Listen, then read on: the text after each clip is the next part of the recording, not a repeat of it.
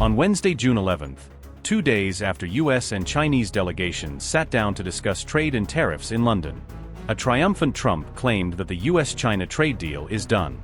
Trump, in a post on Truth Social, said the US will get access to Chinese rare earth minerals and magnets, which his officials have been pushing for at Lancaster House on Monday and Tuesday. Trump also said that the relationship with China is excellent. Previously, he has claimed that negotiating with Beijing was not easy. The talks between the delegations of two countries got over just hours ago on Tuesday. The U.S. delegation in London was headed by Treasury Secretary Scott Bessent, Commerce Secretary Howard Lutnick, and Trade Representative Jameson Greer. The Chinese contingent will be led by Vice Premier He Lifeng. After the talk came to an end, U.S.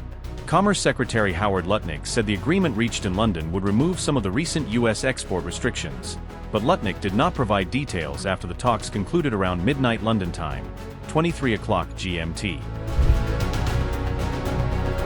We have reached a framework to implement the Geneva Consensus and the call between the two presidents, Lutnick said.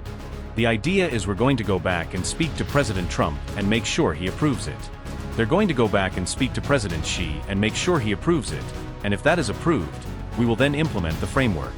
In a separate briefing, China's Vice Commerce Minister Li Qinggang also said a trade framework had been reached in principle that would be taken back to US and Chinese leaders. The dispute may keep the Geneva Agreement from unraveling over dueling export controls, but does little to resolve deep differences over Trump's unilateral tariffs and long-standing US complaints about China's state-led, export-driven economic model. The two sides left Geneva with fundamentally different views of the terms of that agreement and needed to be more specific on required actions, said Josh Lipsky, Senior Director of the Atlantic Council's Geoeconomic Center in Washington.